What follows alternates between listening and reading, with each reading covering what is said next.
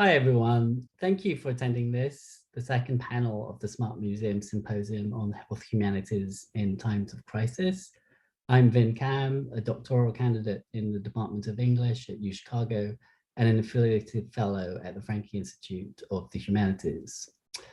COVID-19 has changed how we encounter the world at large, but also how we encounter ourselves, our bodies, our historical experiences, and how those histories intersect with the present. I'll be moderating this panel, which traces intimate moments of grief, pain, and loss set within and against the immense backdrop of collective suffering and death wrought by COVID-19. Third and final speaker is Alexis A.R.Keiner, a visual artist who completed her MFA at San Francisco State University last year at the height of the pandemic. Alexis is currently an independent arts educator and an e-patient faculty at Stanford University's Heath Summers Institute in Clinical Science, Technology, and Medicine, where she lectures on history of artist advocacy and medicine in America. My name is A.R.Keiner. I join you today from the historical land of the Tongva, and otherwise known as Los Angeles. Today will be a little bit of a mix. It's going to be part artist talk. I'm going to read some sections from my thesis because I think they're a little bit more eloquent than I can speak off the cuff. But first, we're going to start the little story of where this work originated. I am an interdisciplinary artist. I'm a painter and a drawer, and I have had a painting practice for my entire life.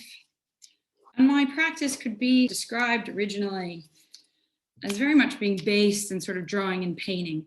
Drawing and painting from observation, drawing and painting of landscapes and of portraiture and things such as this.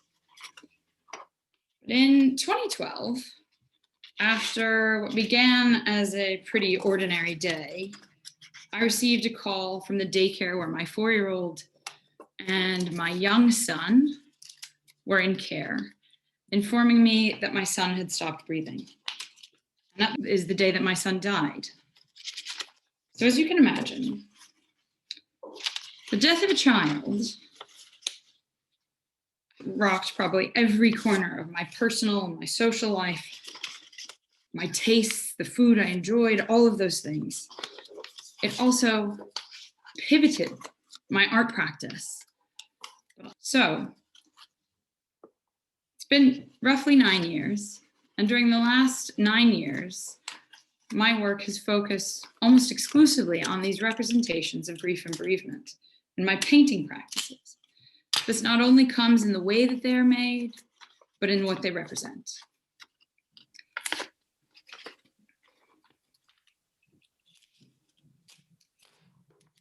In 2020, I was just finishing up a very large-scale painting when I received word that San Francisco State University, where I was teaching and finishing up my master's degree, would need to be closed for 2 weeks. I retreated to Los Angeles to finish my thesis exhibition at home. We had at that point no idea that COVID would take the form that it had taken. And though this body of work specifically examines and addresses my experience and the experience of people I've worked with in my social practice after the death of a child, I'll also say that the quarantine experience really echoed much of the experience that we had in the 6 weeks after my son's death, as being home. My grief experience is different, though I can say there are things with this COVID experience I can imagine and empathize with people who've been directly affected by COVID-19. Today, I'm going to walk you through what became my thesis exhibition, one that has never been seen in person. Closest you'll get to all the works being together is this piece of paper. I'll drop the PDF into the chat so you too can print out your very own copy of my exhibition. This body of work was presented in the midst of the COVID-19 pandemic in May of last year. This thesis wasn't presented in a gallery, but took advantage of publication as site, using print, magazine, social media. The work's removal from the physical gallery space into digital ephemera, I felt deeply paralleled the contemporary grief experience, in which most of our images of the people who have died in our life exist not in the physical, but as digital ghosts of themselves. As an interdisciplinary artist, my work is concerned with grief and loss and mourning, and also the conversations that happen in the trapping of time. This body of work, the entropy cliché, considers grief and mourning stemming from the death of my son. All works look to simulate the physical loss, either through process of making, scale, or viewing modality. The smallest paintings take fragments of past projects and alter them to reflect either the before or after the death of my son. Works on paper are oil paintings of imagined and internal landscape on top of torn segments from previous bodies of work. The two original bodies of work, Coastal Journal watercolor landscapes drawn between 2000, 2010, and the second body of work, 100 Selfies, which were 100 self-portrait drawings from the fall of 2015.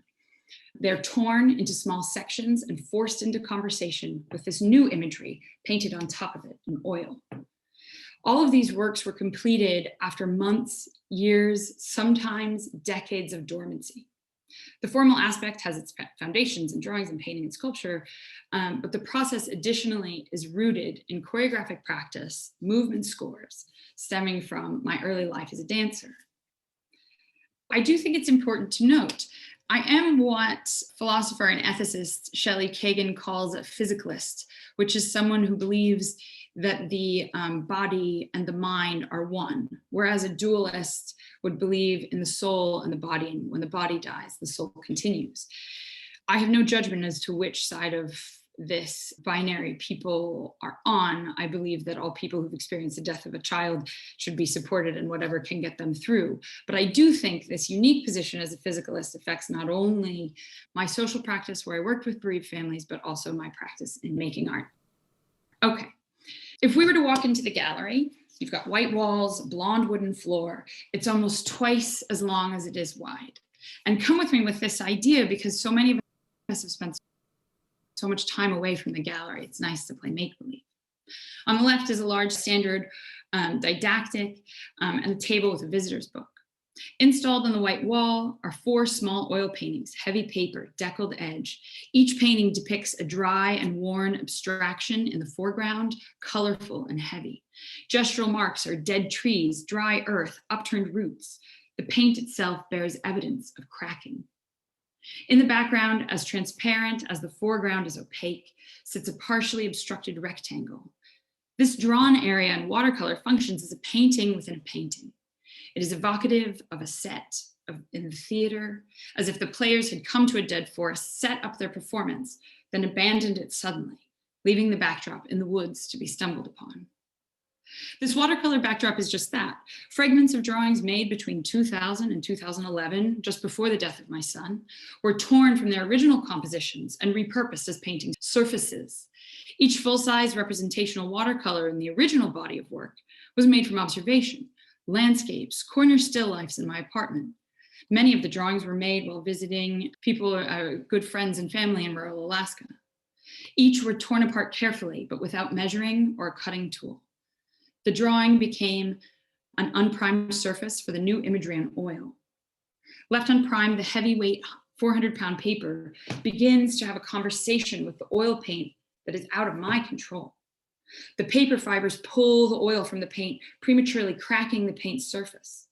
Halos of sapphire oil begin to appear over time, and this is the conversation I'm interested in. It examines the before and the after, before my son's birth and after his death. A visitation after so much time has passed. This is a conversation between my work that spans decades on the same surface. The reaction of the oil and the paper mirrors the acceleration of aging due to the grieving process, the loss of one kind of beauty for another, and the loss of time. Just past the small works and closer to the floor are 4 more paintings. You can kneel down and get close. The oil paintings in cobalt and mauve depict decimation of vessels after a storm. Painted on fragments of self-portrait made in 2014, each new intervention in oil leaves space for the original image. During a 3-month period of time, shortly after the birth of my third child, I drew 100 self-portraits ranging in size from 22 by 30 to 70 by 40. 100 selfies was a search for identity in the fog of grief. Like the small and brighter works at the beginning of the entropy cliche, the score for each fragment of my figure, I reoriented the work, and the figure disappeared and the landscape emerged. From this new view of old work, the painting process would begin. Different from the self-cannibalism collages of Lee Krasner, I'm not destroying pieces I can't stand. I'm rebirthing some of the most beautiful work I've made into this conversation. On your left, the repetition of line of each painting brushes from one painting to the next. Bright oranges, muted reds, soft blues, dark browns. This is Fragments. First Mile is the hardest, Portrait of Mom. On the other side would be repetitions of green and blue and violet. This is Fragments, Body in the Ocean. Each painting captures my repeated movement in the making of the work as a meditation on two different sensations of grief. The sensation of being cut down and rooting into the earth can happen simultaneously, and the sudden crash as an invisible tsunami of sadness that covers the body. These paintings were originally 9-foot by 12-foot pieces that were cut apart in a video piece that's at the end of the slideshow. Mourning is occupied by the commemoration of milestones in grief.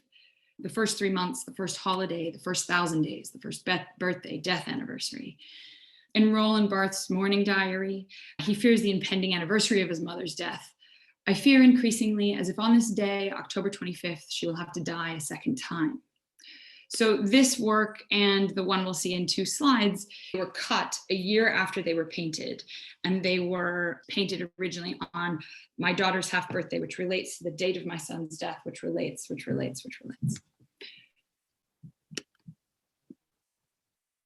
Face the farthest wall of the gallery. This wall holds a 96 by 104-inch brightly colored gestural mixed media painting called Acoustic Energy Distribution Chorus Howls. It's installed with evidence of the artist's studio at its feet. The painting itself is used by movement vocabulary based on how the body moves through the forest in winter. By enforced repetition of these movements while applying the line to panel, a topography emerges. This is not a painting of a specific landscape, but a painting of how the body moves through a specific landscape. And what of loss, you wonder? Peering into the marks made with increasing velocity, the painting is the longing and anticipation for joy. And this painting, now lost in the basements of San Francisco State University, doesn't exist as a painting. This painting now exists just as this digital image and has been exhibited as so. So this is Fragments, the Body in the Ocean, the companion to Fragments, First Mile is the hardest, Portrait of Mom. This was based on this overwhelming sensation I had in the months after my son's death, where I felt as if a tsunami had crashed through the wall of my bedroom, coating everything in this cold water of grief. So though it started with this one line, it ended up emerging into this other sort of depiction of what it is to travel through the experience of grief. Next slide, please. There's a small art book collection that is part of this. Please, next slide. Okay. As you turn to walk out of the gallery, you suddenly see inside the cubicle, here within a 4-foot by 8-foot by 4-foot by 4-foot rectangle, is a piece entitled "Nice to Meet You, Madam President," the Archive of the Dead Baby Club from 2012 to 2019. Before you enter and before we talk about this work, I want you to consider a little bit who this work could be for. This work could be for you or someone you know or someone you love, but it exists in 2 ways. One is a gesture of empathy for the families that I worked with after the death of their children. Another as a catalog of my own experience and the ephemera that I've gained through this, and the encapsulation of this place you can walk into and have the specific experience and then to walk out. We often go to the cinema to hear stories and feel feelings, and we don't have that expectation necessarily when we go to the art gallery. But this specific piece gives the gallery permission to occupy that space, that very emotional space. In short, though it involves a Rolodex, this is not Robert Morris's card file. The archive is filled with boxes Each one of them you're able to walk through and to peel through. This is one of the pieces. And I'll just speak very quickly about this last piece before we step out of our imagined cubicle here and leave the space. The Rolodex that I have, it's a book art piece which catalogs and alphabetizes some of the bigger experiences in death. It goes from everything from advice I give to the newly bereaved to thank you so much for walking with me through my piece, The Entropy Cliche, and this collection of paintings. Wow, thank you for all the